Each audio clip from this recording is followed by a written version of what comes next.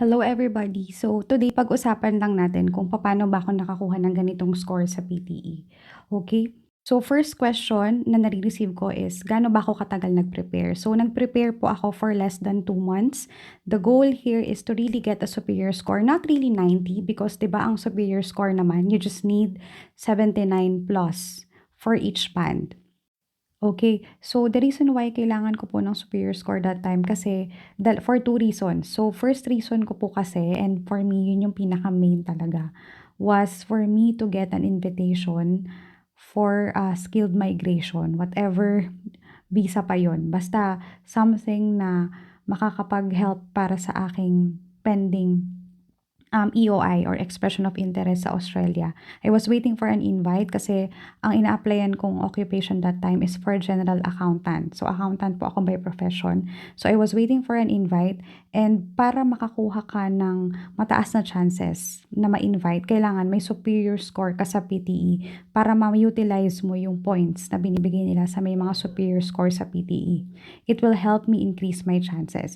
Alam naman natin na very competitive po ang accounting profession kapag gusto mong mag-apply papunta ng Australia. 'Di ba? Kasi I'm not sure, I feel like hindi talaga kami priority. Ang priority nila is, of course, yung mga mas kailangan talaga nila, which are mga related sa healthcare, ganyan, teaching. Yes, so very competitive. So, ang dami nag-a-apply, parang saturated na. So, minsan kailangan mo pa ng 100 plus na points for you to get invite. Sa akin, nung parang December 8, 2023 yata yun, I think nakapag-invite sila ng accountants. Ang minimum point na for 189 ito is 90. So, napakataas. Second reason ko naman was I was trying to apply for a student visa that time because whether I got an invitation or not, I will still proceed to go to Australia. Most of my colleagues are coming here in Australia. So, ang goal ko lang talaga din nun is, of course, makapag-aral sa Australia, mag-apply ng student visa. And yun. So, ang nangyari, itong scorecard ko, nagamit ko siya for both of my student visa application and skilled migration. So, I was able to get an invite and nag-grant din ako for student visa sa Australia. And I can really say na nakatulong talaga yung mataas na score sa PTE para mas tumaas yung chances mo na maging maganda yung tingin sa'yo ng case officer ni Australia na you're really a genuine student and you can really converse in English here in Australia. So, of course, most of the Filipinos naman, we all know how to speak in English naman, no? It's just that, of course, Australia doesn't know about it. Hindi ka naman nila interviewin. So, ito lang yung way nila to check whether IELTS pa yan or PTE or other forms of English exam na valid or accepted nila. So, yun. Gaano ako katagal nag-prepare? Nag-prepare po ako in less than 2 months.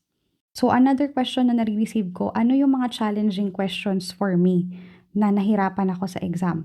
Actually, hindi lang ito about sa nahirapan ako sa exam. More of, even while practicing, ano for me yung feeling ko tagilid ako? Actually, kabang-kaba talaga ako sa speaking at saka sa reading. For some reason, yung listening, I mean yung task lang na specific sa listening, gustong-gusto ko siya. Parang feeling ko medyo relaxed na ako doon. Pero pagdating sa reading, because it naturally relies sa comprehension mo, not really about sa techniques and tips. I mean, we can give you tips and techniques sa reading, but mostly talaga magre-rely pa rin siya sa comprehension mo. Doon ako kinakabahan, especially sa reorder paragraphs and then fill in the blanks. At the same time, sa speaking, kasi yung speaking, especially the read aloud part or question type, it contributes to your reading scores, which is about 50% of your reading scores is attributable or will be coming from your PTE speaking read aloud questions. So if you really want to do well sa PTE, especially if you're aiming for a superior score, focus on the most important tasks. What are the most important tasks? Those are sa speaking, read aloud, repeat sentence. Yung dalawa na yan. Describe image, retell lecture, and answer short question could also be important, pero they are less important. Now, pagdating naman sa writing, although two question types lang yung nasa writing, which is yung summarized written text and essay writing, for me, they're so easy.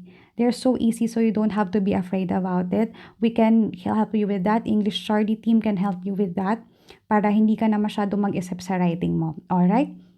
So, in reading, I was having such a hard time answering reorder paragraphs, but more, for me, worst sa fill in the blanks, reading and writing.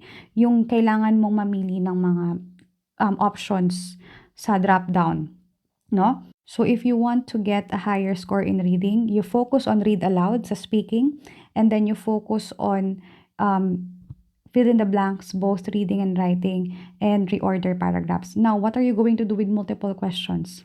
For multiple questions, don't worry too much about it. Just make the best guess. You read the question first, and then make the best guess. And then select isa lang. Even though it's asking you for 2 or more responses, you just need to select one kasi right minus wrong siya, and then you move on to the next question. And then in the listening portion, the most important or crucial tasks are summarize spoken text and write from dictation. So, yun yung mga task na kailangan mag-pay ka talaga ng attention. Again, read aloud, repeat sentence, speaking, and then sa writing, of course, you focus on the 2, kasi 2 lang naman. And then for the reading, you focus on the reorder paragraph and fill in the blanks, reading, and fill in the blanks, read or writing. And then for listening, you focus on summarize spoken text or SST and write from dictation. So, paano ba ako nag-practice? So, lahat naman ng modules or tasks, question types, pinractice ko yan. Pero, pinag-isipan ko kung saan ako mas magfo-focus. So, for example, for today, sabi ko, okay, magfo-focus ako sa speaking. Tapos, magpa-practice ako for describe image and read a lecture. So, what I did, hindi naman siya ganun ka-important. So, even though yun yung focus ko on that day, nag-practice ako a little bit sa describe image and read a lecture. Tapos, sinisingit ko yung mga most important tasks sa speaking. Like, repeat sentence and read aloud. So, lagi siyang naka-incorporate sa pagpa-practice ko. I highly suggest sa mga nagtatanong if ilang oras ba dapat mag-practice kasi busy tayo, di ba? Working tayo, hindi naman na tayo students lang. In fact, we are taking this exam for us for different reasons. It could be studying again sa Australia or other countries. It could be for your work visa, skilled visa. So for me, if you can like really set a time, especially if you already booked for your PTE exam, really make some time na mag-practice. And how much time ba dapat yung i-allot? I suggest 2 to 3 hours. If you cannot do it in 2 hours, at least 1 hour in a day. On a daily basis, focus ka talaga sa PTE. I know PTE, just like other English exams, is quite expensive. So, mapapaaray ang packet natin sa PTE exam. But, if you do it right, you'll only have to do it once. That's what I always told to our clients. That's what I always tell to them na please lang, if you have booked for the PT exam already, time is running, you really have to focus.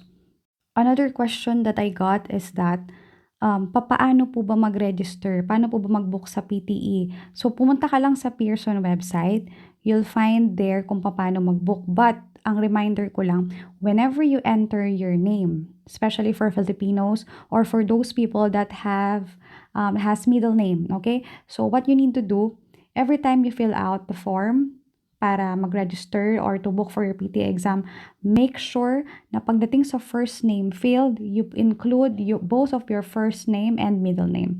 Because in Australia, they don't have middle name. In Pearson, they don't consider middle name as a middle name. They consider it as part of your given names. So what you do, for example, my name is Charmaine Flora Selma. In the first name, I already put Charmaine Flora. And then my last name, Selma. Why is it so important? Because we have a lot of clients who are getting rejection by the time that they are already in the testing center because what they have written when they book the PTE exam is different from their identity document, which is their passport. So in their passport, that includes their name, middle name, and then their surname. But dun sa kanilang booking, PTE booking, it's different because they didn't put their middle name. So you need to be very, very careful with that. To avoid any hassle, really try to be mindful kapag naglalagay tayo ng name or nagre-register tayo for a PTE exam. Okay? For any more questions about PTE exam, you can freely comment down below, whatever that is, or you can send me a message. And if you want a free training for PTE, we can help you with that. English Charlie team can help you with that. Just fill out the registration form in my TikTok bio. Okay? Or send me a message. Thank you so much and see you in one of our trainings. Bye!